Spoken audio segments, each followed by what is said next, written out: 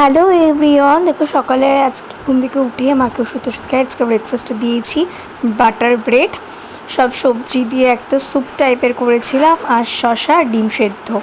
তো ডিমের সাদা অংশটা দিয়েছি। তবে হঠাৎ করে মার এত শরীর খারাপ হয়ে গেছিলো, প্রেশার একদম নেমে গেছিলো দেখছিলে, তো আমি একটু নুন দিয়ে জল খাইয়েছি, শসা দিয়ে সাথে নুনটা মাখিয়ে খাইয়েছি। তারপরে মাকে ডাক্তার দেখতে এলো, তো অক্সিজেন দিতে বলে অক্সিজেন সিলিন্ডার আনা হয়েছে। তারপরে একটু 1 ঘন্টা টেনে একটু নর্মাল হয়েছে অক্সিজেনটা। তারপর চলে বুঝলাম স্নান টান করে আজকে ভাত দিয়েছি, ডিমের কষা ভাত আর সব সবজি দিয়ে একটা শুক্তো শসা দিয়েছি।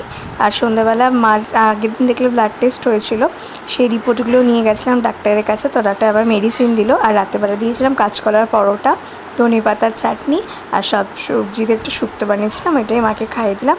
আর পুরো 1.5 দিন মতন মা অক্সিজেন টেনেছে, তো এখন আপাতত ভালো আছে। তো তোমরা সবাই আমার মায়ের জন্য প্রে করো। একটু ডিমও দিয়েছিলাম, দিয়ে খাইয়ে দিয়েছি।